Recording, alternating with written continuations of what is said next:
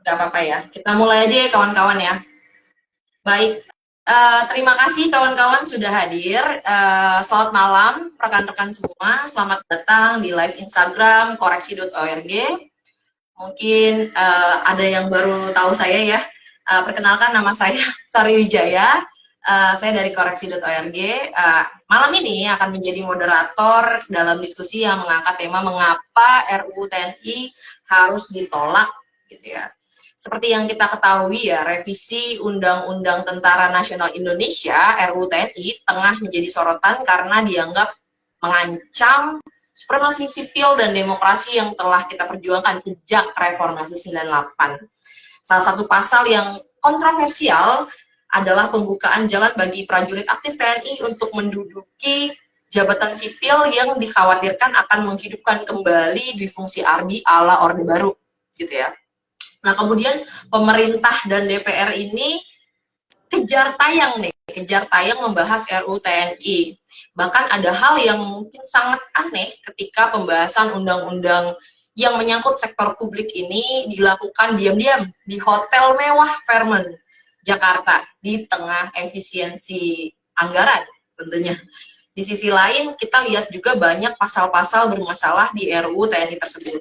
Kemarin, Koalisi Masyarakat Sipil untuk Reformasi Sektor Keamanan protes di Hotel Fairmont, gitu ya. Dan sekarang itu dilaporkan ke Polda Metro Jaya dengan dalih mengganggu ketertiban. Nah, gak hanya itu nih, ini udah ada Bang Sasmito dari Koreksi. Ya, liputan Koreksi juga menemukan pembangunan Kodam itu terus berlanjut. Rencananya tahun ini ada 5 Kodam ya. Yang di total itu kemungkinan ada 22 Kodam sampai akhir rezim Orde Baru. Prabowo sampai ketuker. Sudah merasa di zaman Orba nih. Pembangunan Kodam sudah mulai terlihat itu di Kalimantan. Ada pembangunan gedung-gedung baru, lalu di Korem yang akan di-upgrade jadi Kodam. Nah, hari ini kita akan menggali lebih dalam mengenai dampak dan implikasi dari RUU ini bersama dua narasumber. Nanti ada plus narasumber dari Koreksi juga. Nanti akan ada Mbak Bivitri Susanti selaku akademisi dan pakar hukum tata negara. Lalu sudah ada Bang Usman Hamid selaku direktur Amnesty International Indonesia. Nah, terima kasih nih untuk Bang Usman yang sudah berkenan hadir. Saya yakin diskusi ini akan membuka wawasan kita tentang mengapa RUU ini perlu ditolak. Apalagi mungkin kalau bagi generasi yang sekarang gitu ya Bang ya, belum mungkin ya, apa sih itu fungsi ABRI begitu ya, yang mungkin ada patahan sejarah yang mungkin nggak paham gitu, atau mungkin nggak tahu nih sebenarnya semengerikan apa sih sebenarnya gitu bicara soal difungsi ABRI. Lanjut aja, mungkin kita bisa langsung dengerin Bang Usman Hamid mungkin ya, yang mungkin bisa menyoroti nih soal kebebasan sipil dan hak asasi manusia dari perspektif hak asasi. Apa aja sih sebenarnya ancaman yang akan muncul jika RUU ini disahkan? Mungkin Bang Usman bisa mulai terlebih dahulu. Silakan Bang. Oke, terima kasih banyak. Jadi sebenarnya kalau kita bicara dui fungsi itu dulu berangkat dari seminar-seminar Angkatan Darat di masa-masa Orde Lama yang ingin dibangun untuk mengembangkan peran tentara di luar urusan-urusan pertahanan.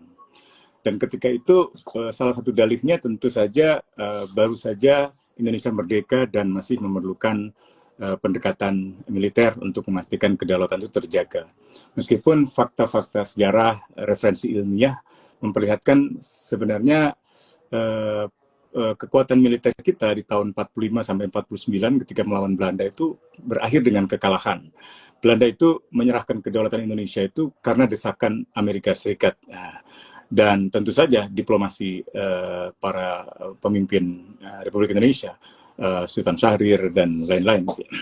Nah, yang kedua, usaha-usaha untuk menempatkan tentara di dalam bidang politik itu masih tetap berurusan dengan peranan tentara tahun 45 sampai 49 itu. Mereka merasa telah banyak berkorban dan karena itu harus diberikan hak-hak politik di dalam mengelola negara gitu. Nah, sampai tahun 50-an itu tidak diberikan. Baru tahun 59 itu diberikan oleh Presiden Soekarno, dan ketika itu memang Soekarno membubarkan partai sebelumnya membubarkan Partai Masyumi dan Partai PSI tahun 57, tahun 59 kemudian parlemen dibubarkan, tentu dengan dukungan militer. Tapi tampaknya juga beberapa referensi menunjukkan ketidakpuasan militer atas peranan yang diberikan, sampai akhirnya terjadi pengambil alihan kekuasaan Soekarno tahun 65, dan seterusnya kita tahu pemerintahan Indonesia benar-benar dikuasai oleh militer.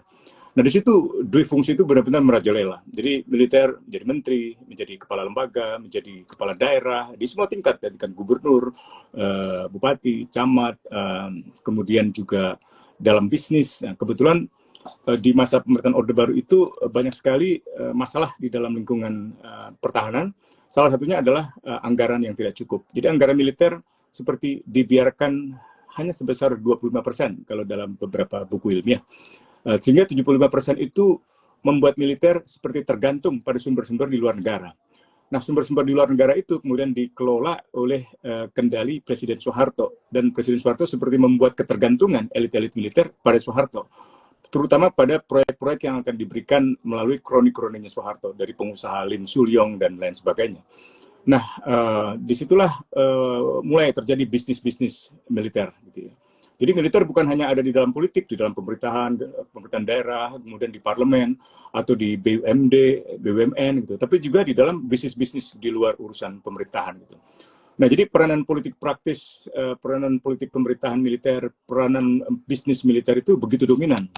Nah, yang tadi ditanyakan tentang kebebasan sipil, dampaknya pada hak asasi manusia itu bidang yang lain lagi, itu bidang ketiga, di bidang sosial, di mana militer kemudian ikut mengintervensi segala dinamika kehidupan di dalam masyarakat. Nah, sebagai contoh, seandainya ada sengketa industrial antara serikat buruh misalnya dengan pabrik atau dengan perusahaan, maka yang menentukan itu militer, gitu. Seandainya ada kampus yang misalnya menyuarakan kritik-kritik terhadap pemerintah, itu militer yang meredamnya, gitu.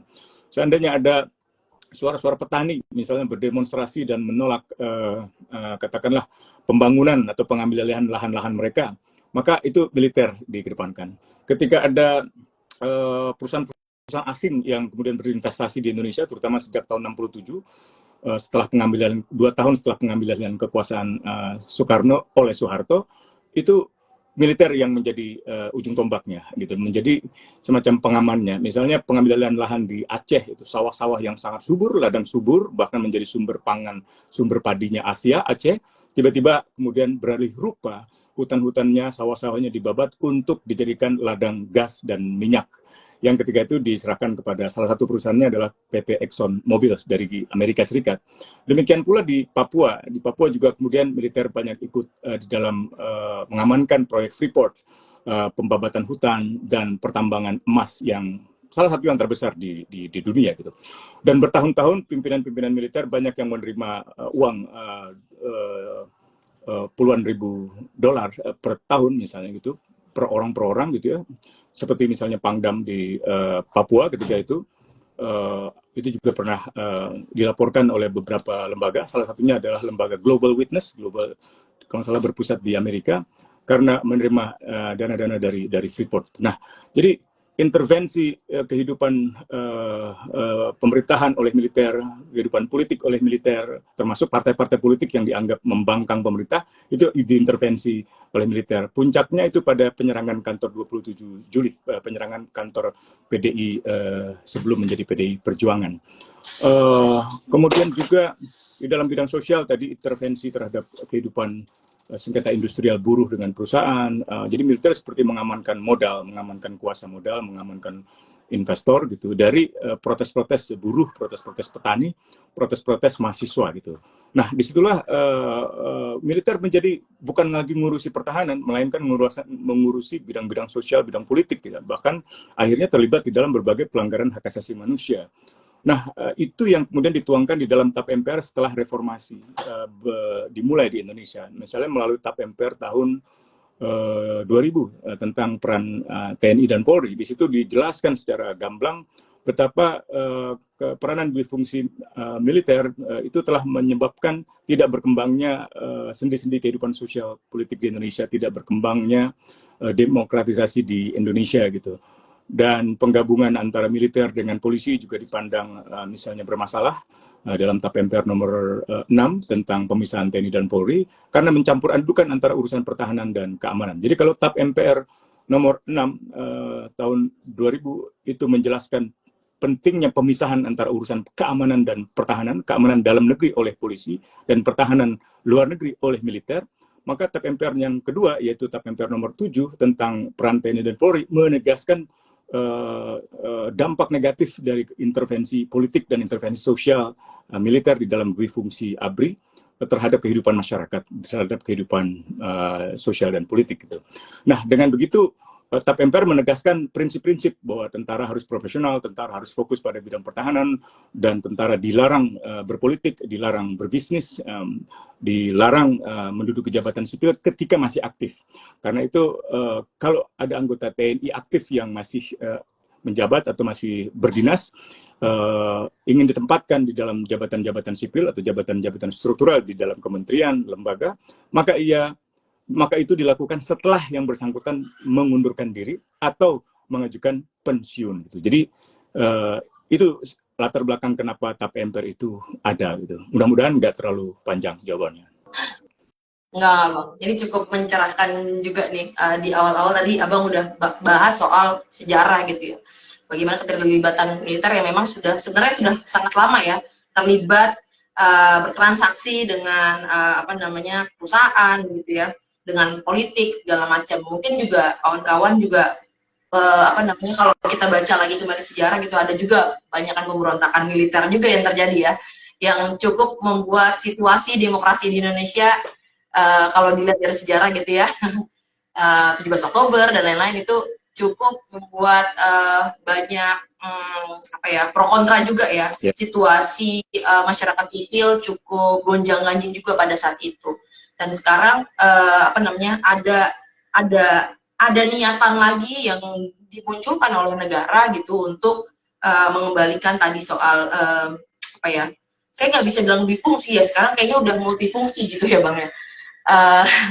Namanya? Dulu juga multifungsi, cuman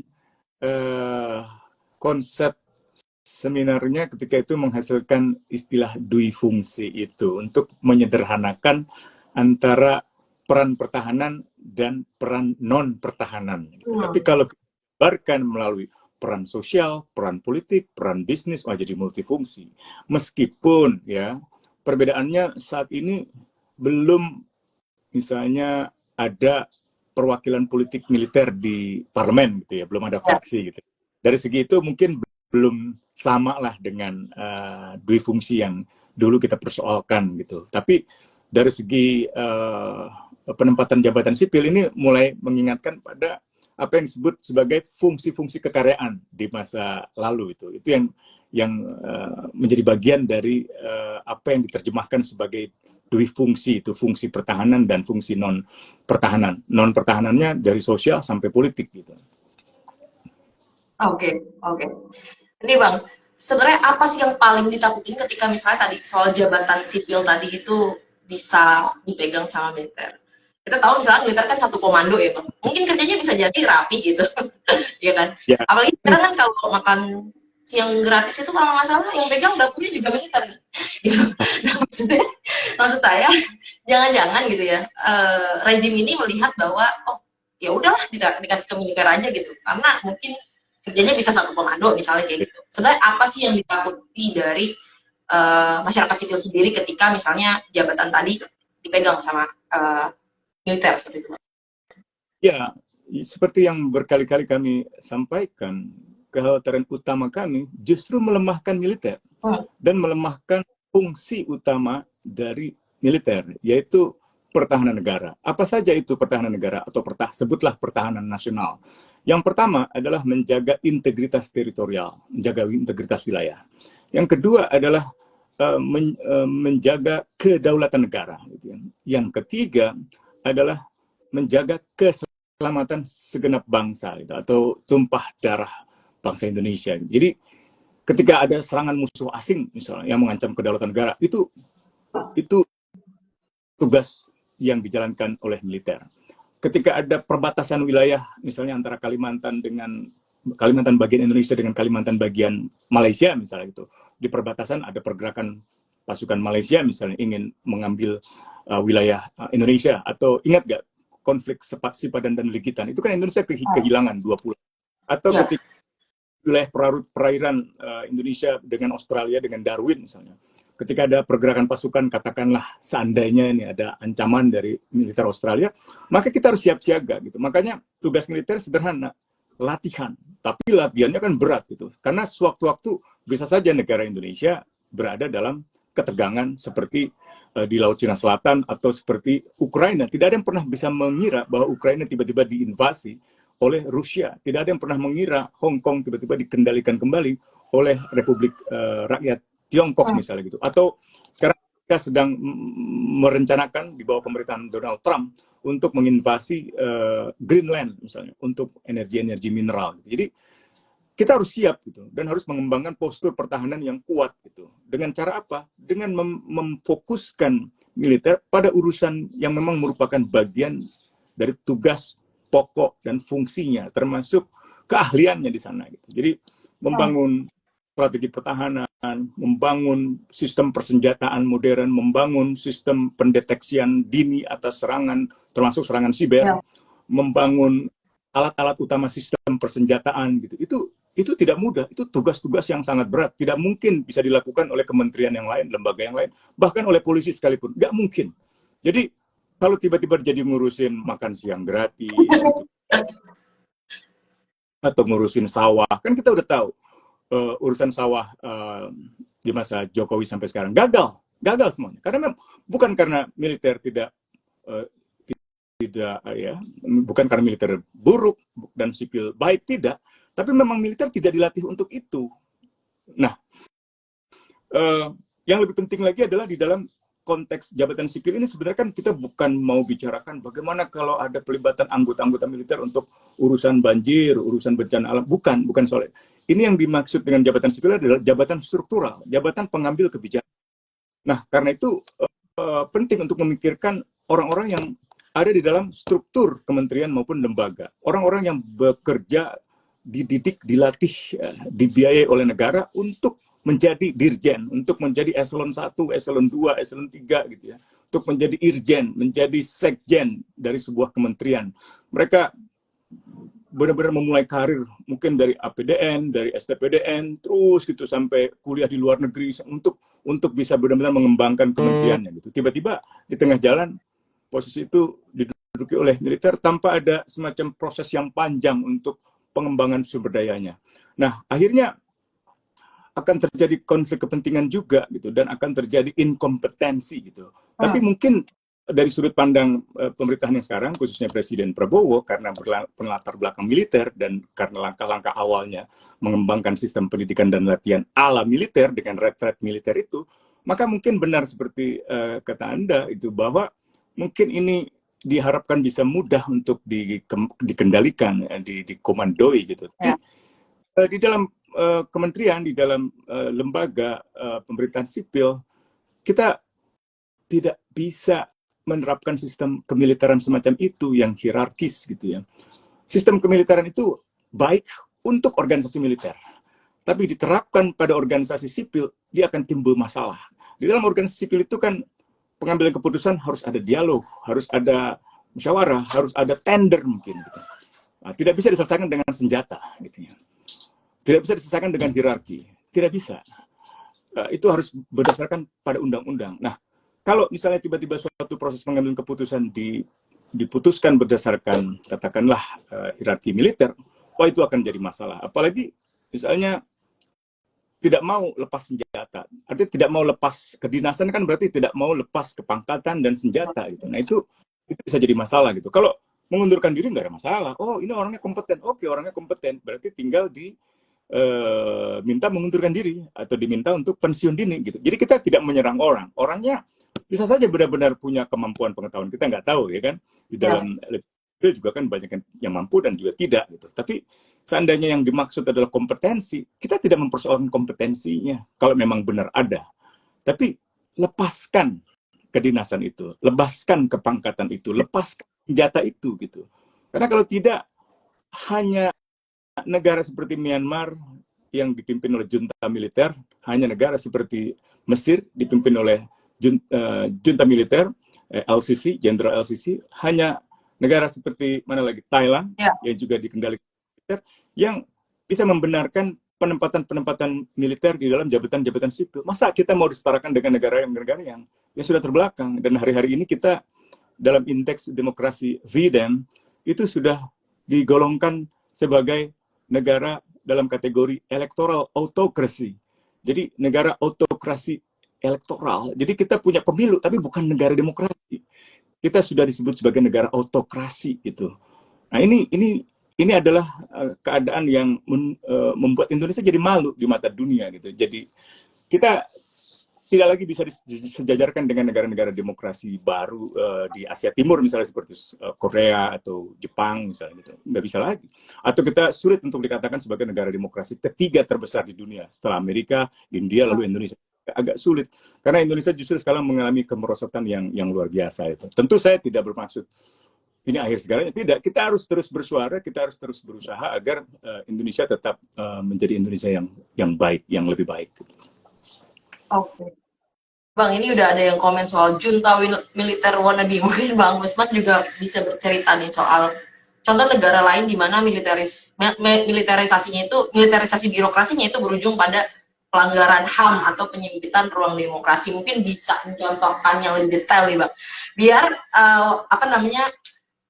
warga Instagram ini juga mungkin bisa share ke keluarganya, ke apanya gitu. Karena kalau kita bicara RUTN ini kan mungkin sebagian masyarakat yang mungkin nggak terlalu fokus maksudnya nggak mengerti apa sih ini sebenarnya pasal mana sih yang dikhawatirkan gitu ya, mungkin bisa bercerita bahwa kita udah punya contoh nih di negara lain gitu ya, yang mungkin memang akhirnya bisa merampas ruang demokrasi kita. Mungkin Bang Usman bisa bercerita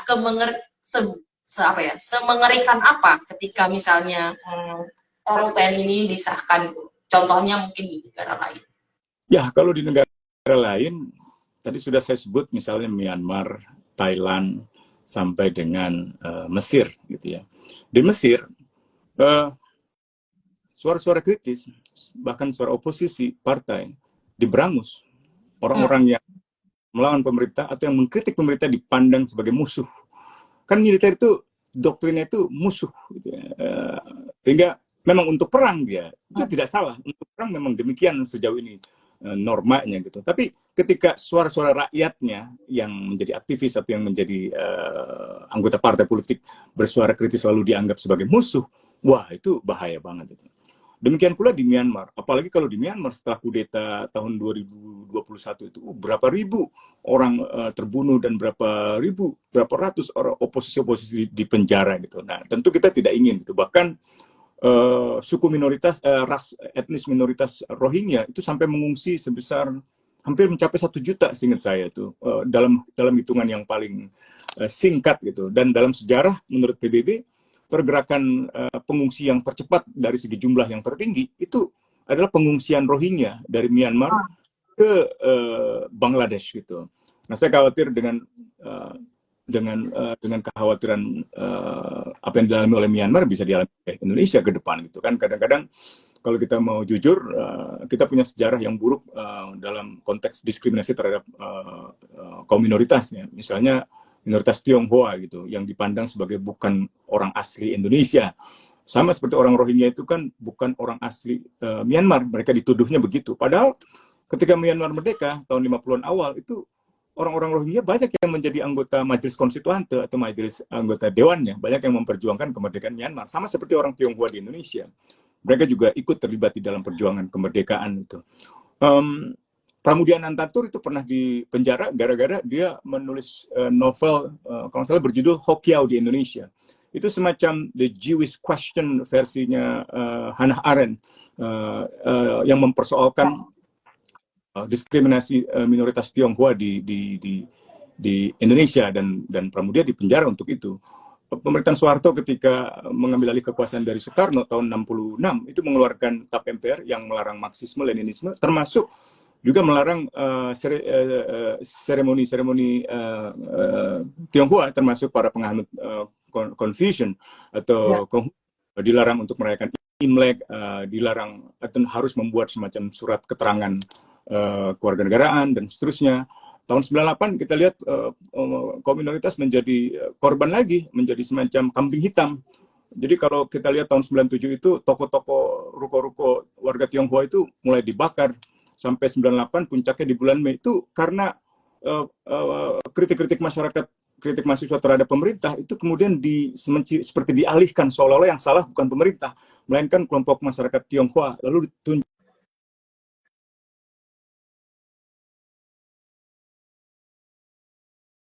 Apakah Bang Usman?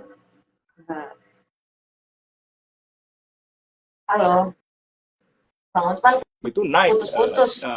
Dan tidak oleh masyarakat itu. Sampai akhirnya banyak perempuan ini juga yang diperkosa, ruko-rukonya dibakar tahun-tahun. Nah itu nggak boleh terjadi lagi di Indonesia. Nah, saya punya kekhawatiran semacam itu kalau Indonesia menjadi negara militer. Mudah-mudahan singgah lah ya. Nah, Oke, makasih. Tadi ada sedikit putus-putus. Ini udah ada Mbak Bibip. Halo Mbak Bibip. Ya, halo, maaf. Tadi soalnya nyetir, jadi nggak bisa join. Sekarang masih di... Mohon maaf juga nih Mbak Bibip. Sekarang mengganggu. Udah selesai kok. Oke. Ya, tadi habis buka puasa sama orang tua soalnya. Sorry. Gimana? Udah oke, Mbak? Iya, jaringan. Oke, kawan-kawan, ini udah ada Mbak Bibip selaku akademisi dan pakar hukum tata negara yang mungkin nanti Mbak Bibip bisa banyak juga menggali soal sebenarnya sebagai pakar hukum tata negara ya Mbak, bisa dijelaskan mungkin secara singkat apa aja sih poin krusial dalam RUU TNI yang bertentangan dengan prinsip demokrasi dan supremasi sipil. Tadi Bang Usman udah banyak membahas lebih ke sejarahannya dan kemengeringan dampak yang sangat mengerikan ketika RUU TNI ini disahkan gitu ya. Tadi Bang Usman banyak banget menggali tentang transaksi yang memang sudah terjadi dari masa ke masa ya, soal militer dengan perusahaan, dengan politik dan lain-lain. Mungkin Mbak bisa lebih menjelaskan nih Mbak, poin-poin apa aja sih yang sebenarnya bermasalah dan juga benar-benar harus kita tolak bersama gitu. Silakan Mbak. Ya, jadi yang paling kita harus soroti adalah soal kemungkinan untuk lebih banyak jabatan sipil yang bisa diduduki oleh militer. Itu yang paling krusial. Tadinya kan 10 jabatan, sekarang yang diusulkan adalah 15. Tapi buat saya ini bukan soal dari 10 ke 15. Bukan soal kita tawar-menawar gitu ya, mau 10, mau 15, mau 20, bahkan tadinya mau dibebaskan sama sekali.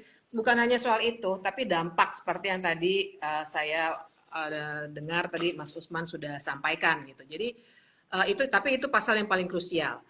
Selain itu, yang juga krusial adalah paling tidak nih kalau memang jadi misalnya ada pembicaraan soal kemungkinan melakukan bisnis misalnya. Memang pengaturannya kalau kita lihat ya teman-teman, inilah makanya kita kalau membaca undang-undang itu memang harus beyond text, harus melampaui apa yang tertulis, karena misalnya saja kalau untuk bisnis militer itu memang kata-katanya tuh tidak seperti misalnya semua TNI, anggota TNI bisa melakukan bisnis, nggak seperti itu, tapi hanya kata-kata yang pada intinya memberikan kesempatan untuk melakukan kegiatan-kegiatan ekonomi, intinya begitulah, sehingga kemudian yang disampaikan kepada masyarakat adalah misalnya, oh ini untuk istri prajurit yang harus buka warung. Padahal kita paham maksudnya bukan itu. Yang terjadi implikasinya dengan pasal model seperti itu adalah untuk membuka kembali peluang adanya bisnis militer, dan saya kira tadi Usman sudah sampaikan cukup banyak. Tapi sekedar mengingatkan, bahkan kita itu pada awal tahun 2000 sempat punya satu satgas tersendiri untuk membereskan bisnis militer. Waktu itu ketuanya Pak Riana Harjapamekas tuh salah satunya, dan ada beberapa kawan yang membantu. Jadi itu memang sangat bermasalah waktu zaman Orde Baru.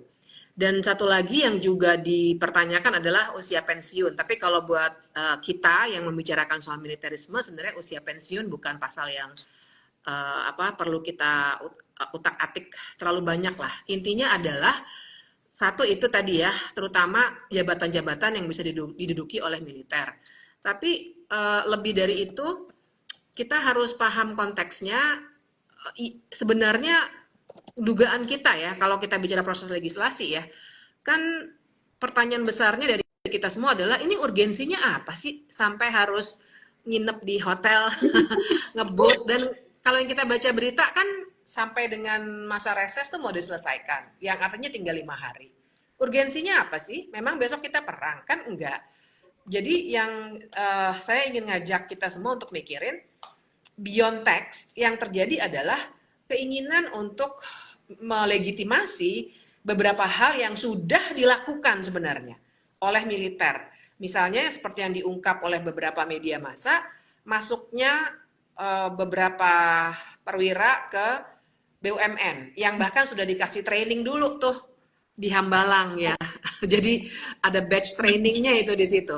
Kemudian jangan lupa menteri-menteri begitu. Jadi kebiasaan hari-hari ini kan kita itu melihat fenomenanya undang-undang dibuat untuk melegitimasi apa yang sudah dan ingin dilakukan. Undang-undang Minerba begitu.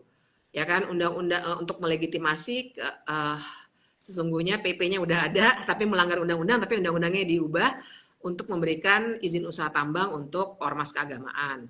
Terus undang-undang BUMN diubah untuk Danantara. Jadi semuanya tuh seakan-akan hanya untuk melegitimasi gitu. Itu yang ingin saya soroti. Nah, kalau pertanyaannya adalah legitimasi untuk apa? Sebenarnya untuk militerisme yang tadi Usman sudah jelaskan. Itu dari proses legislasinya. Oke, menarik sekali nih kawan-kawan. Tadi Bang Usman membahas soal marwah yang tadinya ya biasanya perang, sekarang disuruh ngurusin dapur MBG.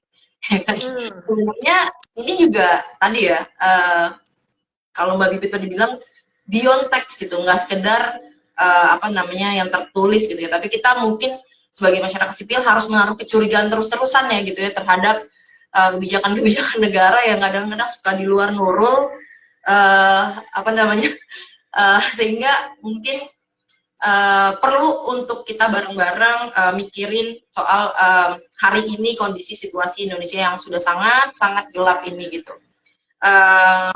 Kalau misalnya ini Mbak, aku mau tanya juga soal, tadi aku bertanya sebenarnya ke Mas Usman, emang kenapa kalau misalnya jabatan sipil itu dipegang oleh militer? Karena mungkin Prabowo nggak punya ini nih, apa namanya, antek-antek lagi nih yang mungkin bisa satu komando gitu kan bisa lebih rapi tuh kan gitu ya, orang dia kan nggak ada perang nih daripada nyabutin rumput atau nyirangin tanaman hias. Ya udah dikasih jabatan sipil mungkin ya gitu. Nah emang kenapa sih apa namanya kalau tentara tuh menjabat jabatan sipil itu ini harus kita gaungkan gitu, bagaimana mendeskripsikan situasinya kalau tentara megang jabatan sipil sampai grassroots tuh memahami gitu Mbak. Benar. Kemudian ini gitu. Kenapa sih Mbak emangnya gitu kalau jabatan sipil dipegang sama tentara? Ya. Selain ada apa namanya bisnis dan lain-lain. Kan lagi ya, jadi gini kan kita tuh jadi kan kita itu para aktivis juga ya, ini kayak apa ya, self criticism lah gitu ya, seringkali langsung lompat kepada ketakutan pada zaman Orde Baru. Wah, kita jangan sampai kembali zaman Orde Baru. Tapi yang saya alami adalah ketika saya ngobrol sama mahasiswa saya yang lahirnya tuh udah tahun 2003 ke atas, lahirnya ya, bukan sekolahnya. They don't have no clue gitu. Jadi saya seringkali udah berapi-api ngomong di depan kelas tuh mereka yang kayak tatapan kosong itu. Memang Orde Baru kenapa? Nah, jadi thank you banget ditanya pertanyaan ini karena jadi penting untuk menjelaskan ketakutan itu bukan ketakutan sekedar sebagai narasi ya, tapi teman-teman harus membayangkan bahwa kan demokrasi itu membutuhkan pasti ya, namanya demokrasi, partisipasi, akuntabilitas, transparansi, salah tiganya gitu. Nah, militer itu kan mereka dididiknya, paradigmanya adalah paradigma penggunaan senjata, komando, dan kekerasan. Mereka punya legitimasi untuk melakukan kekerasan. Kenapa saya sebut begitu? Kalau kita lihat pasal 30 Undang-Undang Dasar 1945, dikatakan tentara itu adalah alat negara untuk menjaga kedaulatan, pertahanan, dan lain sebagainya. Hanya 3 lembaga di dalam Konstitusi Indonesia dan Undang-Undang Sistem Hukum Indonesia yang istilahnya itu alat negara. BIN, Polri, dan tentara. Istilah alat negara ini bukan sekedar diksi antara lembaga sama alat ya, tapi ada maknanya. Maknanya adalah dia memang diberikan kekuasaan untuk melindungi dan melaksanakan hal-hal yang langsung diperintahkan oleh kepala negara. Karena itu dia punya akses pada senjata dan dia punya legitimasi melakukan kekerasan. Kalau misalnya tentara kita profesional, menurut saya sih kita juga senang semua ya. Tapi marilah kembalilah di barak, profesionalnya di barak gitu. Karena dengan sistem komando, tentara itu dengan paradigmanya juga, dia akan misalnya membuat kebijakan pasti top down. Karena komando, kan tentara punya cara bertindak dan berpikir. Komandan bilang apa saja, mereka harus jawab siap. Kalau salah aja siap salah, terus push up gitu kan. Kemudian nggak mungkin dia bertanya, maaf komandan saya mau nanya dulu nih, kita mau bertahan atau enggak? Kan nggak mungkin. Dan kita nggak mau punya tentara kayak gitu kan. Tentara yang profesional memang harus selalu siap. Nah, sementara pemerintahan yang demokratis itu harus partisipatif. Harus transparan, setransparan mungkin. Sementara tentara nggak boleh juga terlalu transparan. Memang wajar begitu ya. Dalam hal-hal tertentu ya tentu saja. Kemudian apalagi partisipatif. Nah jadi kalau paradigma itu atau cara bertindak seperti itu masuk ke dalam pemerintahan yang harusnya demokratis, harusnya transparan dan lain sebagainya, nggak akan kompatibel. Artinya nanti nggak akan demokrasi lagi. Jadinya cenderung kepada otoritarianisme. Sebenarnya Sar yang paling kelihatan sih selama masa pembahasan undang-undang ini sih. Kalau teman-teman ngerasa gila kita mau menghentikan pembahasan aja, Andri dan kawan-kawan harus mendobrak ruang rapat. Saya yakin nih yang semua yang ada nggak punya draft RUU TNI-nya. Yang resmi, teman-teman sekarang buka aja dpr.go.id, ada nggak di situ? Nggak ada. I'm telling you karena saya baru ngecek lagi. Terus paling kita dapat dari lu punya nggak yang baru? Lu punya nggak di WhatsApp gitu kan? Kan nggak seharusnya begitu. Jadi teman-teman bayangkan kalau pola pikir yang tidak transparan seperti sekarang exactly gitu, tidak partisipatif, terus akan menduduki jabatan-jabatan yang harusnya demokratis, kita kedepannya akan begini terus. Masa iya kita minta tolong terus sama Andri dan kawan-kawan untuk mendobrak ruang rapat? Itu kan tidak demokratis gitu. Tapi kemarin itu harus kita lakukan karena ditutup. Sekarang Hotel Fairmont kan dijaga tentara juga tuh. Itu jelas bukan pola pembahasan yang demokratis dan jadi itu memberikan contoh yang konkret bagaimana kalau paradigma militer itu duduk di sebuah sistem yang harusnya demokratis. Nah, mungkin saya dari aspek itu ya, Usman pasti tadi sudah membahas soal human rights dan lain sebagainya.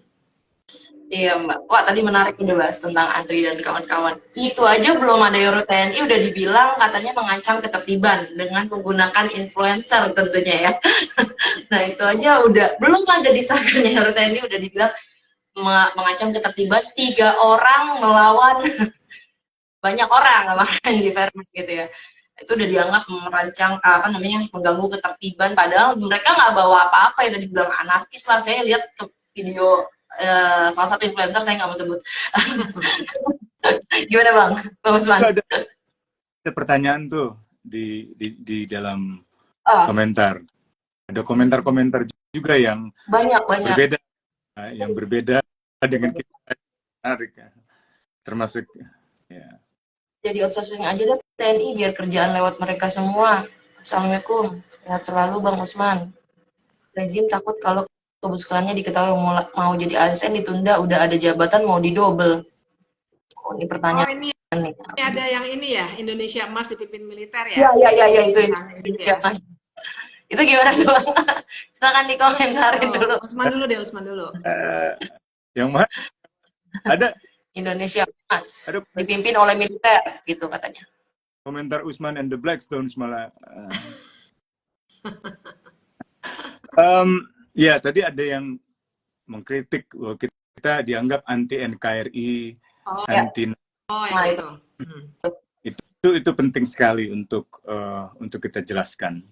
Jadi sikap kecintaan pada Negara Kesatuan Republik Indonesia itu harus kita ejawantahkan dengan cara pandang yang benar. Negara Kesatuan Republik Indonesia. Kesatuan itu artinya kesatuan wilayah dan kesatuan kebangsaan. Nah, kesatuan wilayah itu ada di dalam ranah pertahanan. Dan karena itulah kita ingin mempertahankan tugas pokok dan fungsi militer yang utama, menjaga keutuhan wilayah itu. Jadi bagaimana kita bisa disebut sebagai anti negara kesatuan? Itu yang pertama. Yang kedua, kata RI, itu Republik Indonesia. Republik itu punya makna 3 prinsip. Yang pertama itu adalah rule of law atau negara hukum. Yang kedua adalah perlakuan setara antar warga negara, equal citizenship. Yang ketiga adalah human dignity, penghormatan pada martabat manusia. Untuk yang pertama, kita bisa katakan bahwa penolakan RUU TNI ini merujuk pada rule of law, law yang rule sekarang ini di Indonesia, yaitu apa? Undang-undang TNI. Sebenarnya, polemik saat ini dipicu oleh kebijakan pengangkatan Mayor Teddy sebagai sekretaris kabinet. Sekretaris kabinet ini adalah posisi setingkat menteri yang sudah seringkali diduduki oleh politisi. Terakhir Pramono itu adalah politisi PDIP di jabatan politis. Undang-undang TNI melarang anggota TNI ditempatkan di dalam jabatan politis. Itu yang pertama. Jadi jelas sekali apa yang dilakukan oleh Presiden Prabowo itu melanggar prinsip larangan TNI untuk duduk di dalam jabatan politis. Jadi prajurit TNI boleh sebenarnya menduduki jabatan sipil setelah mengundurkan diri atau pensiun dari kedinasan. Mayor Teddy belum memenuhi syarat itu. Dia belum mengundurkan diri. Yang kedua, prajurit TNI aktif ya hanya dapat menduduki jabatan sipil tertentu, dan sekretaris kabinet yang diberikan kepada Mayor Teddy bukanlah termasuk di dalam 10 kantor yang ada dalam Undang-Undang TNI pasal 47 ayat 2. Jadi rule of law itu harus kita hormati. Bahkan kalau kita mau mengatakan, oh pengangkatan Mayor Teddy kan ada dasar hukumnya, yaitu peraturan Presiden nomor 148 tahun 2024. Itu juga keliru. Kenapa? Pertama, itu dibuat setelah ada protes. Olah-olah awalnya kan jelas Mayor Teddy adalah sekretaris kabinet, artinya setingkat menteri. Tiba-tiba karena protes lalu dibuat seolah-olah dia di bawah sekretariat militer. Dan sekretariat militer memang dibolehkan diduduki oleh militer. Tapi kan itu sudah ada. Nah, masalahnya adalah peraturan presiden itu peraturan yang ada di bawah undang-undang. Nah, dalam azas hukum, lex superiori derogat legi inferiori. Jadi undang-undang yang lebih tinggi itu mengesampingkan undang-undang yang lebih rendah, atau hukum yang lebih tinggi, atau aturan yang lebih tinggi mengesampingkan aturan yang lebih rendah. Nggak bisa Perpres itu dijadikan dasar untuk mengesampingkan undang-undang law itu. Jadi rule of law-nya itu nggak bisa itu. Nah, yang kedua prinsip republik adalah equal citizenship. Apakah anggota TNI yang biasa, ya, yang nggak dekat dengan Prabowo, yang nggak ikut berpolitik praktis dengan Prabowo, ikut kampanye, bisa mendapatkan jabatan sekretaris kabinet? Nggak mungkin. Jadi tidak ada kesetaraan di antara anggota TNI. Beberapa anggota TNI yang curhat ke saya lewat WhatsApp gitu, harus terus Bung, dipersoalkan itu Bung, protes itu Bung. Kita ini TNI itu kalau bukan siapa-siapa, nggak bisa dia jadi gitu, ada soal itu. Jadi di dalam militer juga harus adalah promosi karir, pembinaan karir yang memperlakukan sesama anggota militer secara setara itu. Yang ketiga adalah human dignity itu, hak asasi manusia itu. Dan saya kira ini mungkin bisa digunakan untuk katakanlah meletakkan RUU TNI secara keseluruhan. Bagaimana peran non pertahanan militer itu bisa berujung pada tidak berkembangnya sendi-sendi sosial dan politik di Indonesia, sebagaimana ditetapkan oleh TAP MPR gitu. Jadi kalau dikatakan anti NKRI, rasanya kita justru yang mempertahankan prinsip-prinsip negara kesatuan dan prinsip-prinsip republik itu. Demikian. Jadi tidak nasionalisnya tuh sebenarnya di mana gitu. Ini ada yang nanya nih, kalau menjabat jabatan sipil itu undang-undangnya gimana ya kalau mereka korupsi? Nah, itu jadi kalau misalnya makanya tadi saya sempat mau menambahkan terus kelupaan deh. Apa kalaupun memang perlu mengubah undang-undang, harusnya tuh di levelnya tuh undang-undang tentang peradilan militer yang oleh Undang-Undang TNI tahun 2004 sebenarnya sudah diamanatkan untuk diubah supaya yang dilihat dalam kalau ketika ada tindak pidana yang dilihat bukan subjek hukumnya, bukan apakah dia militer atau sipil, tapi yang dilihat tindakannya. Kalau tindakannya misalnya kekerasan seksual atau penganiayaan, maka harus kenanya KUH pidana biasa seperti manusia biasa pada umumnya gitu. Jangan lihat siapa yang melakukan. Cuma ya sekarang ini karena undang-undang peradilan militernya sampai sekarang belum diubah, yang terjadi adalah masih pakai undang-undang yang lama. Kalau pertanyaannya tadi, jadi kalau misalnya korupsi gimana? Sudah ada tuh misalnya korupsi waktu itu beberapa alutsista, ada pengadaan helikopter misalnya waktu itu ya. Itu akhirnya tidak bisa disidik oleh kepolisian maupun KPK waktu itu, tapi harus baliknya ke ranah pengadilan militer dengan jaksanya jaksa auditor militer, penyidiknya juga militer. Nah ini yang akibatnya jadi tidak ada kesetaraan. Kalau dibilangnya iya, tapi kan nanti kami tetap objektif kok. Ya tetap saja bahkan dengan memisahkan ketika seseorang hanya karena jabatannya diberikan suatu wilayah pengadilan khusus dengan penegakan hukum yang khusus, sebenarnya itu sudah melanggar pasal negara hukum, pasal 1 ayat 3 Undang-Undang Dasar. Itu yang juga menjadi PR. Jadi kalaupun ada persoalan di TNI yang harus diubah, harusnya profesionalisme itu satu, dan yang kedua soal peradilan militer ini, karena ini yang menyumbang pada budaya impunitas yang selama ini terjadi model peradilan militer itu satu. Oke, thank you nih Mbak Bibit. Tadi ada pertanyaan juga, bukankah politikus sipil akan mendapat disinsentif jika militer aktif dapat ditunjuk menduduki jabatan sipil? Apa insentif politikus sipil jika mengesahkan RUU yang mengizinkan militer aktif? Maksudnya gimana nih? Mungkin karena ada kebingungan ya. Ini kan katanya yang ngajuin TNI, ngajuin tuh DPR. Ya. DPR kan politikus sipil semua, asumsinya begitu. Nah, jadi di sini saya ingin ngasih bacaan deh ke teman-teman. Hari-hari kan ini jadi memang ada yang menarik banget. Jadi tadi sore itu kami mengadakan diskusi juga. Kami itu Constitutional and Administrative Law Society. Jadi dosen-dosen HTN yang masih merasa punya tanggung jawab moral lah, bukan yang bantuin sebelah sana ya. Nah, ada kawan dari PSHK, Fajri Nur Syamsi, yang menguraikan keanehan-keanehan yang terjadi dalam prosesnya. Jadi teman-teman, mari kita tidak dibuat agak bingung karena kok orang-orang politikus sipil nih yang ngajuin. Kita harus membaca konteksnya bahwa saat ini DPR adalah tentakel dari penguasa, dari presiden. Jangan pernah lupa itu. Jangan lupa dari 8 fraksi yang di DPR, 7 itu Kim Plus. Semua sudah kebagian jabatan kementerian. Dari wakil menteri sampai di BUMN segala macam.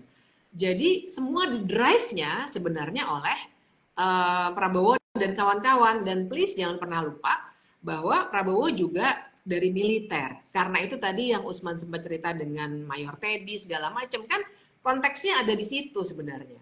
Jadi kita juga tidak bisa naif menyangka bahwa memang genuinely ada sekelompok orang politisi sipil yang mengajukan draft RUU ini karena ada beberapa catatan tadi tuh Fajri menceritakan ya, mulai dari surat presiden tanggal 7 Februari sampai dengan 21 Februari ketika mulai dibahas, itu ada banyak sekali missing link.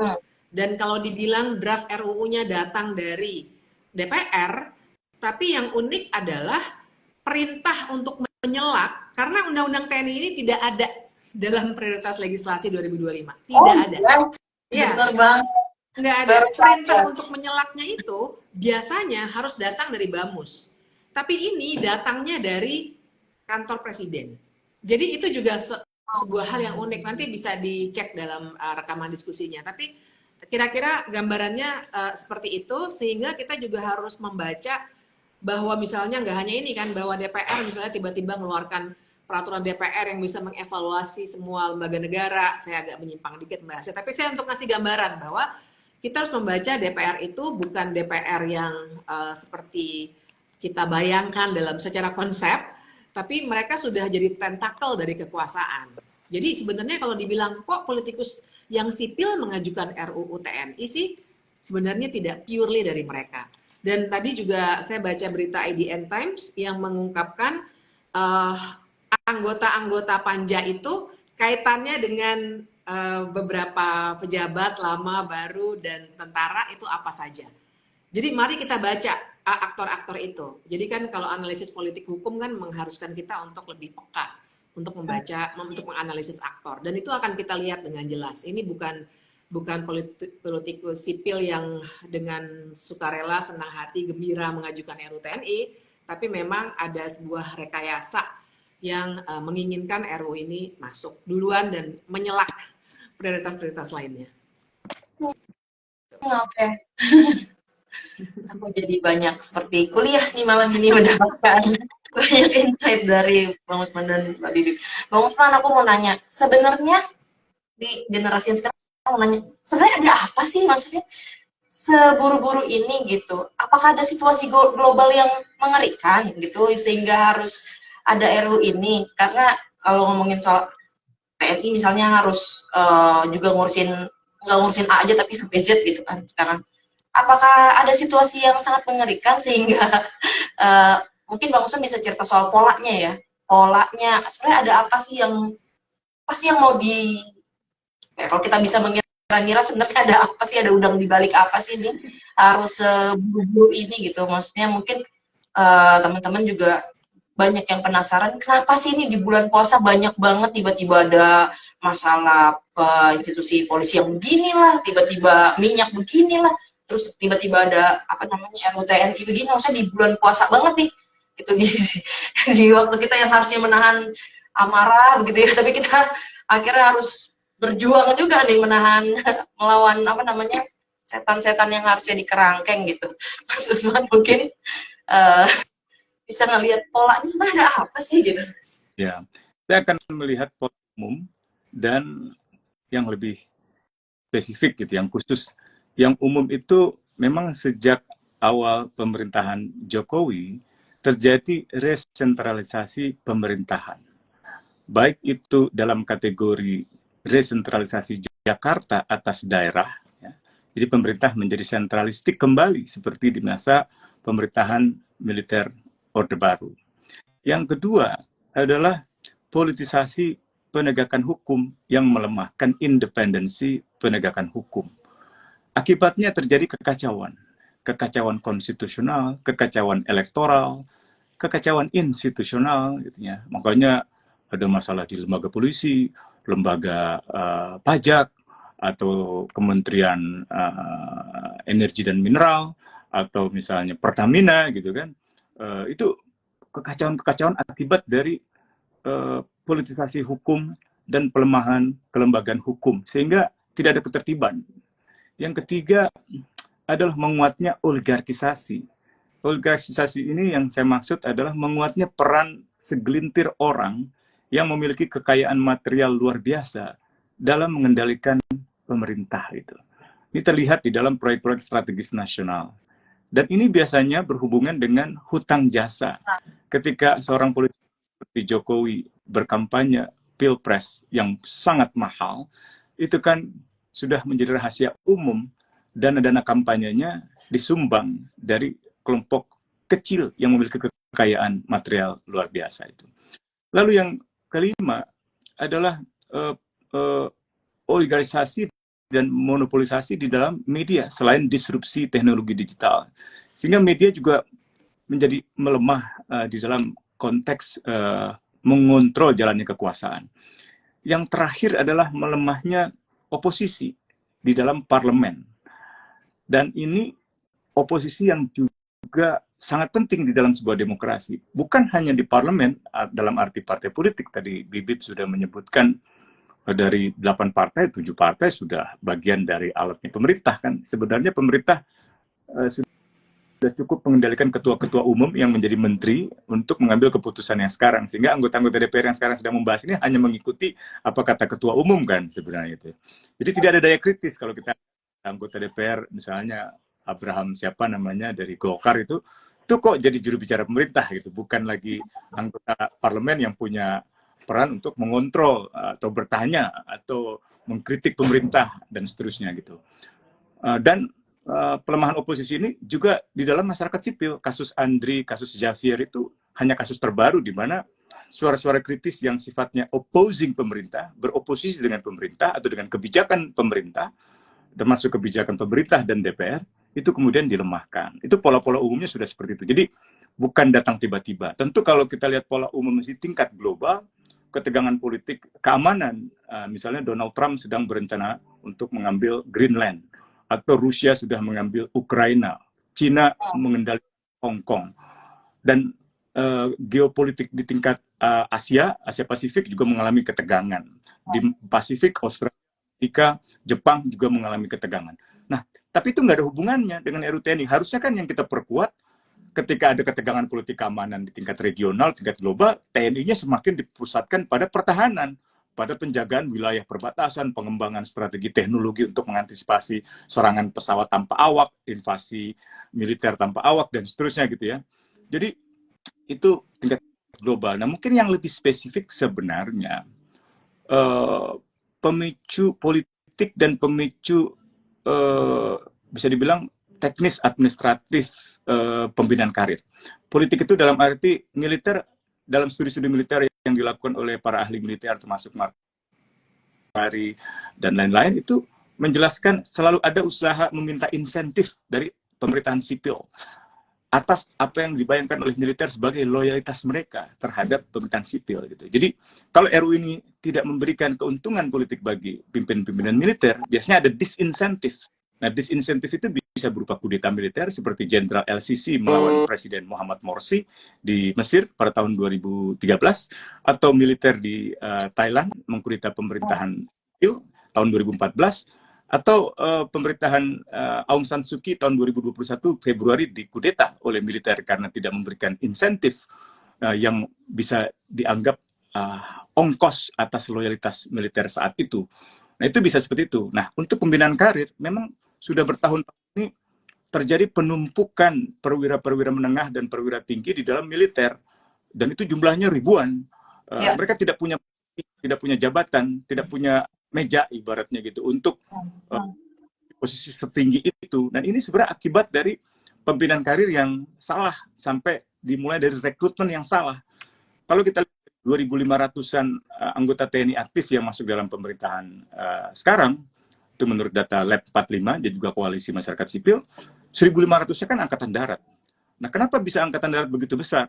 Karena kita tidak melakukan penguatan postur pertahanan sebagaimana yang ditetapkan oleh Undang-Undang Pertahanan Negara tahun 2002, yaitu mensyaratkan strategi kepulauan.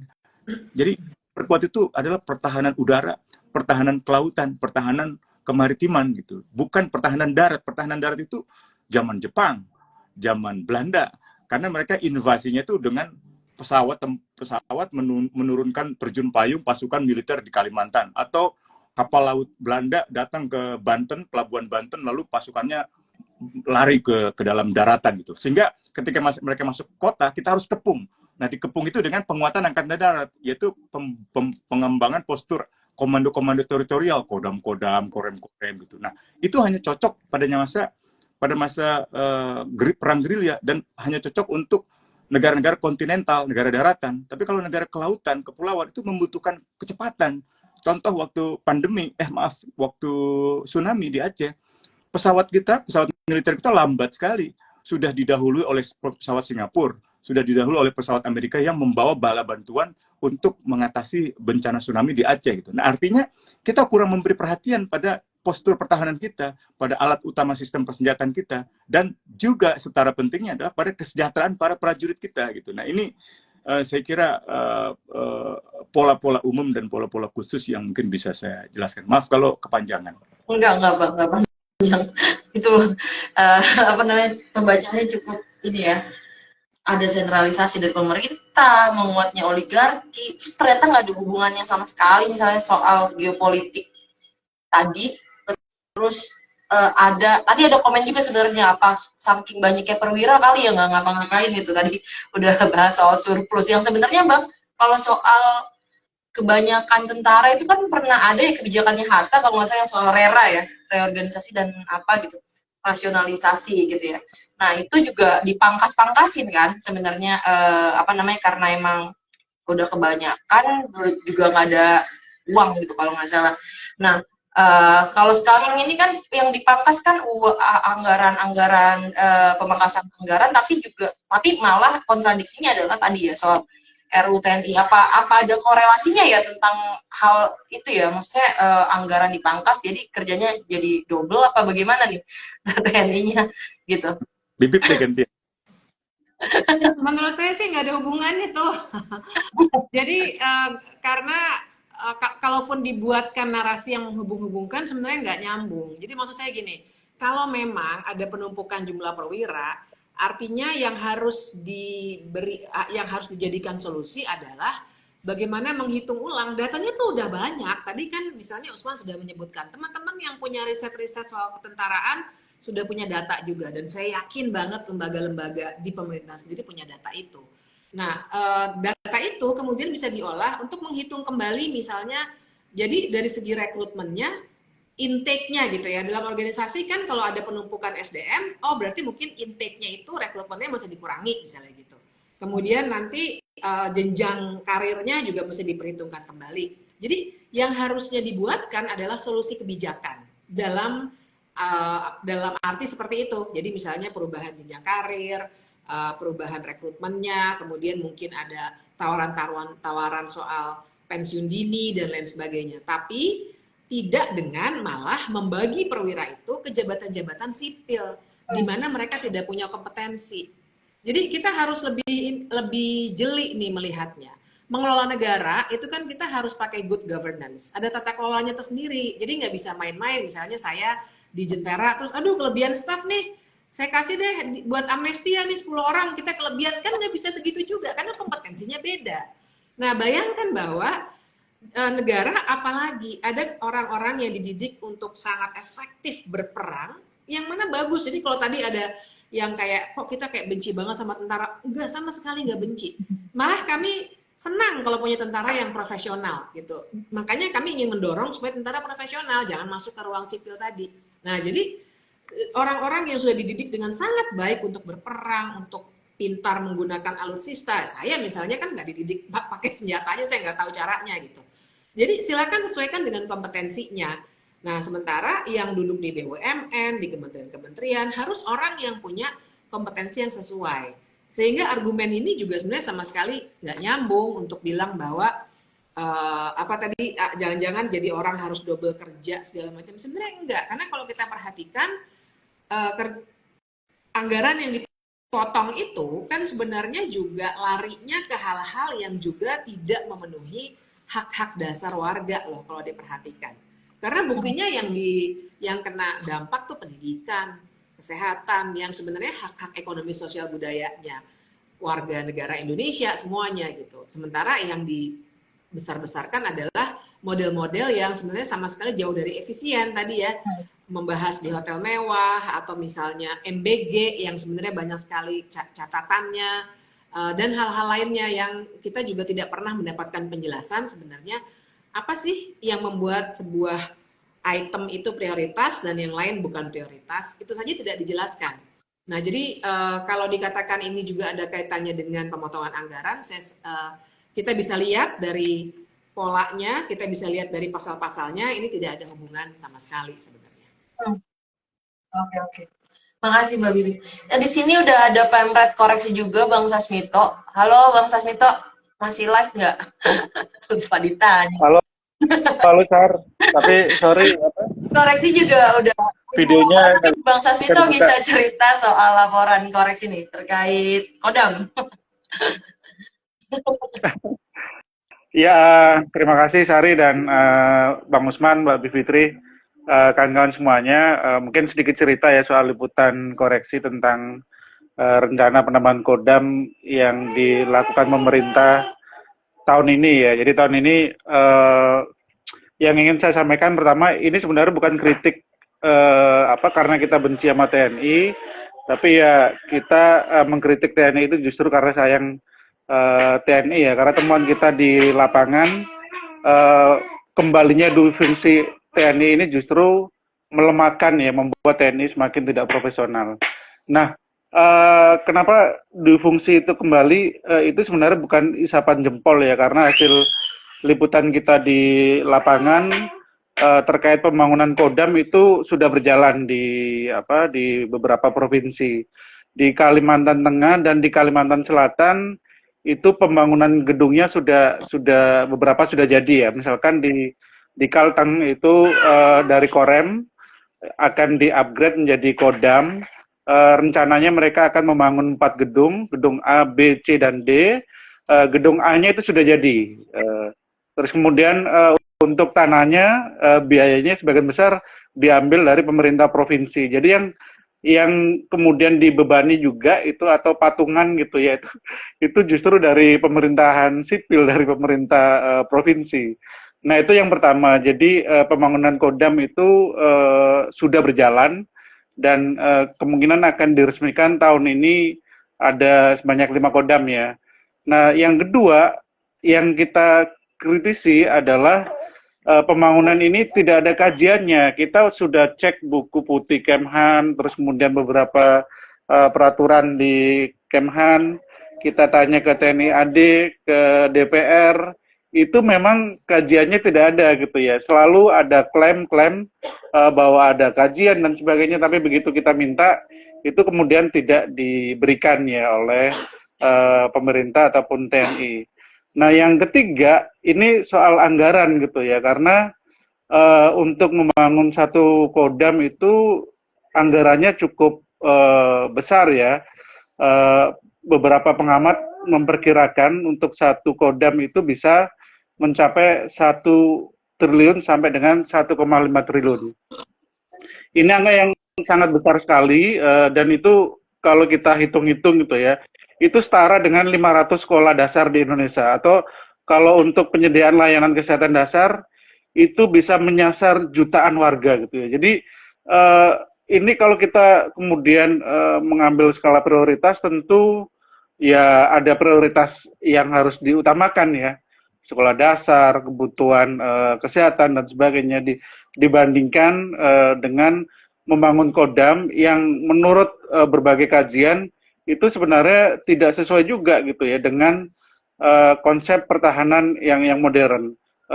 Kodam yang kemudian disesuaikan dengan pemerintahan sipil itu justru tidak strategis dan tidak juga bisa mendukung pertahanan nasional kita gitu ya untuk menghadapi serangan dari luar negeri. Jadi itu beberapa temuan kita yang nanti mungkin akan kita tuangkan juga ya di liputan kedua koreksi.org. Mungkin itu Sari dan kawan-kawan semuanya. Terima kasih Bang Sasmito, cukup membagongkan ya. Kodam berbanding dengan banyaknya sekolah ternyata. Saya sampai nggak bisa berkata-kata lagi. Ya.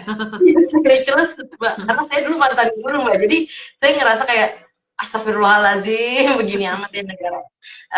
Maksudnya bahkan udah nggak bisa generasi saya mungkin udah kayak nggak bisa ngapain lagi gue nih ya gitu sekarang gitu, kayak udah kita udah gembar-gembor di sosial media, udah bikin hashtag ini itu, udah turun ke jalan bahkan gitu ya kayak nggak didengerin gitu, kayak nggak direspon, itu kan sakit banget ya, kayak di silent treatment lah seperti itu kan ya.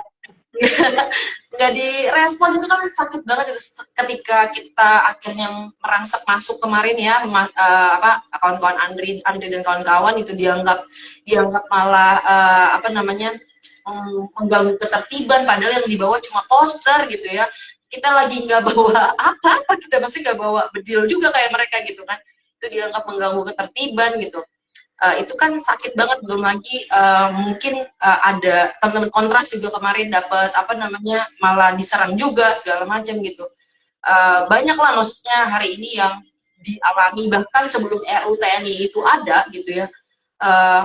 Mungkin Mbak Bibip dan Bang Usman juga udah pernah dapat juga kan apa namanya ya stigma atau mungkin cyber keamanan cyber yang gimana tiba-tiba hilang nih. Bang Sasmito juga pernah WA-nya tiba-tiba hilang segala macam gitu. Jadi yang kayak gitu aja belum ada RUU TNI gitu, belum ada tuh RUU TNI itu gitu. Apalagi kalau tiba-tiba ada dan dia misalnya taruhlah misalnya bisa menduduki jabatan di Kemeninfo ya kan, bisa ngeretas, kita nggak tahu gitu maksudnya harus seperti apa tuh kita gitu. Karena saya tahunya adanya di ini ya, Menteri Kementerian Perikanan itu dan Kelautan mau mancing mania mantap itu kayaknya tuh. Tagline-nya nanti gitu ya. Itu juga cukup mengerikan gitu ya bagi teman-teman masyarakat sipil. Mungkin kita udah lebih dari 1 jam gitu. Closing statement mungkin sekaligus memberitahukan nih kepada teman-teman masyarakat sipil lainnya dan teman-teman yang lagi nonton gitu, apa sih yang bisa dilakukan teman-teman dan kita semua gitu ya untuk menghentikan pengesahan RUU ini. Mungkin Mbak Bibik bisa dari kacamata hukum dan konstitusi seperti apa yang bisa kita lakukan bersama. Lalu misalnya Bang Usman juga bisa ngomongin soal strategi apa yang paling efektif buat kita bareng-bareng bisa terus-terusan menyuarakan penolakan terhadap RUU TNI ini. Silakan dari Mbak Bibik duluan mungkin. Ya. Bang Sas juga. Kenapa? Bang Sasmito juga nanti closing statement loh. Oh iya. Ya, jadi memang nggak ada cara lain selain melakukan model-model geruduk gitu. Maksud saya, ya bayangkan bahwa memang sekarang moda untuk membuat legislasi itu sekarang semua begini. Jadi saya kan orang yang belajar HTN ya, jadi memang lagi kacau banget. Saya juga jadi pengen nulis gara-gara perhatikan semuanya sekarang kayak gini. Jangankan bermakna, partisipasinya aja nggak ada.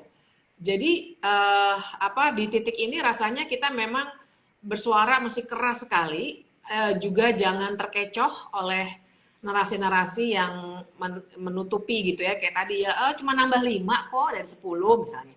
Bukan di soal itunya, bukan 10 atau 5 atau 12 gitu, tapi persoalannya adalah secara nyata tadi sudah digambarkan militerisme itu sebenarnya sudah terjadi. Jangan lupa Pak Prabowo itu sudah jadi Menhan sejak 5 tahun yang lalu. Jadi sebenarnya sudah dimulai semuanya. Nah ini adalah untuk melegitimasi apa yang ingin segera dilakukan ataupun yang sudah dilakukan. Jadi caranya memang kita harus bersuara keras. Kalau teman-teman belum bisa seberani kawan-kawan yang sudah berani menggeruduk, saya juga toh nggak ikut. Kita di sini nggak ada yang ikut. Kita bagi-bagi tugas, nggak apa-apa. Kalau bisanya lewat media sosial, silakan lewat media sosial. Kalau bisa bicara di forum-forum kecil-kecil yang bukan di medsos, tapi ngobrol sama orang-orang yang masih menyangka bahwa mengkritik undang-undang TNI itu tidak cinta NKRI, atau hal-hal yang lainnya yang menyesatkan. Karena memang, atau orang kampung ya, dibilangnya gitu, walaupun saya sih bangga juga jadi orang kampung sebenarnya. Tapi pembicaraan dari hati ke hati kayaknya kalau memang itu bisa dilakukan oleh kawan-kawan, lakukan aja, karena yang kita harus lakukan bukan sekedar menunda, tapi memang harus minta menghentikan. Dan jangan lupa deadline-nya mereka maunya itu sebelum reses, artinya sebelum 21 Maret. Jadi gerakan kita harus, iya deket banget, gerakan kita harus cepat, dan itu kayaknya ya, semua cara deh kita lakukan. Jadi saya mau ngingetin supaya kita jangan mikir bisa nggak ya, menang nggak ya. Di titik ini teman-teman pokoknya gerak aja dulu. Jangan mikir bakal menang atau enggak. Bahkan kalau kita menang, apa sih menang gitu. Dan apakah itu akan terjadi 5 hari lagi atau bulan depan dan seterusnya, kan tidak seperti itu. Jadi mungkin di situ dulu ya, Sari ya. Karena kayaknya masih pengen cerita banyak, tapi nanti kita bisa bahas kecil-kecil. Ini kan koreksi banyak sekali ininya, catatan-catatannya. Mantap. Terima kasih Mbak Bibip. Silakan Bang Usman. Ya, mudah-mudahan saya bisa singkat. Sebelum saya tutup, saya ingin apresiasi risetnya koreksi yang tadi disampaikan oleh Bung Sasmito. Saya kira itu benar sekali. Penambahan Kodam itu harus memperhatikan ketentuan Undang-Undang Pertahanan Negara dan Undang-Undang TNI. Di dalam Undang-Undang Pertahanan Negara, kebijakan pertahanan negara kita itu harus berbasis strategi kemaritiman, kepulauan, kelautan. Karena itu yang harus dikembangkan lebih dominan Angkatan Laut dan Angkatan Udara. Selama ini terlalu berat di Angkatan Darat. Setidak-tidaknya diseimbangkan supaya tidak terkesan didominasi oleh Angkatan Darat. Agar kekuatan kita menjadi lebih berimbang. Nah, ini sebenarnya ditetapkan di dalam Undang-Undang TNI juga, di dalam pasal 11 itu. Di sana dikatakan postur TNI itu dipersiapkan dan dibangun sesuai dengan kebijakan pertahanan negara dan mengacu pada Undang-Undang Pertahanan Negara. Termasuk tidak boleh dia di wilayah-wilayah yang tidak rawan konflik, atau di luar wilayah perbatasan, atau seperti disiapkan untuk membayang-bayangi struktur pemerintahan sipil. Itu nggak boleh. Itu seperti mengulangi dui fungsi ABRI di masa dahulu. Nah, tentu sebagai penutup saya ingin mengucapkan terima kasih kepada semua yang dengar, yang mengikuti diskusi ini. Kalau ada yang ingin ikut bergabung menyuarakan pandangan, pendapat, atau kritiknya, bisa melalui media sosial, bisa dengan hashtag RUU TNI, atau bisa dengan hashtag tolak RUU TNI, atau tolak jabatan sipil untuk TNI aktif. Sebenarnya karena TAP MPR nomor 7 tidak memberi kekecualian sama sekali. Jadi jabatan sipil apapun kalau menurut TAP MPR nggak bisa. Dan kalau ada yang ingin bergabung dengan aksi demonstrasi, silahkan. Yang penting lakukan secara damai. Dan ada kamisan di berbagai kota. Kebetulan hari Kamis nanti itu jatuh di hari yang sangat menentukan bagi RUU ini disahkan atau tidak. Jadi bergabunglah dengan aksi Kamisan. Kalau di Jakarta, kalau di Bandung, Karawang, Samarinda, Jogja, dan seterusnya gitu. Sekali lagi, itu mungkin dari saya. Mampus. Makasih Bang Usman. Terakhir dari Bang Susmito nih.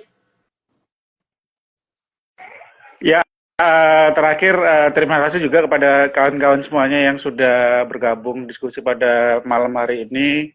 Mbak Bivitri, Bang Usman, terima kasih juga Sari.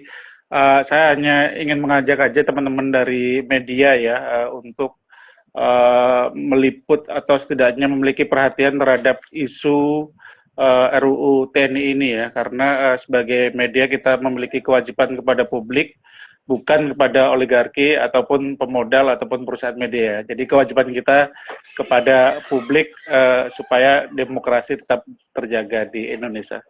Itu saja mungkin Sari, terima kasih semuanya. Terima kasih Bang Oke, baik, terima kasih Bang Usman, Mbak Bibip, Bang Susmito atas pandangan dan analisisnya yang sangat-sangat komprehensif dan tajam bagi saya dan mungkin teman-teman tadi banyak yang komen, wah ini kayak kuliah segala macam. Terima kasih banget. Dari sini kita bisa melihat bahwa RUU TNI ini bukan sekedar tadi ya revisi biasa, tapi ada ancaman nyata bagi demokrasi dan supremasi sipil di Indonesia gitu. Dan ini mungkin membuat bisa menjadi amunisi untuk masyarakat sipil lainnya yang untuk terus bersuara, mengawasi, memastikan bahwa reformasi yang kita perjuangkan gitu ya kemarin itu enggak dihancurkan oleh upaya sistematis mengembalikan militerisme dalam kehidupan sipil. Mari untuk tetap kritis dan bergerak bersama untuk mempertahankan demokrasi. Terima kasih kepada semua yang telah hadir. Saya Sari Wijaya, pamit undur diri. Sampai jumpa dalam diskusi-diskusi selanjutnya. Tetap bersama koreksi.org, jurnalisme advokasi. Terima kasih kawan-kawan, terima kasih. Yo Beb, yo Sar, terima kasih. Terima kasih Bang. Mbak, aku izin live ya.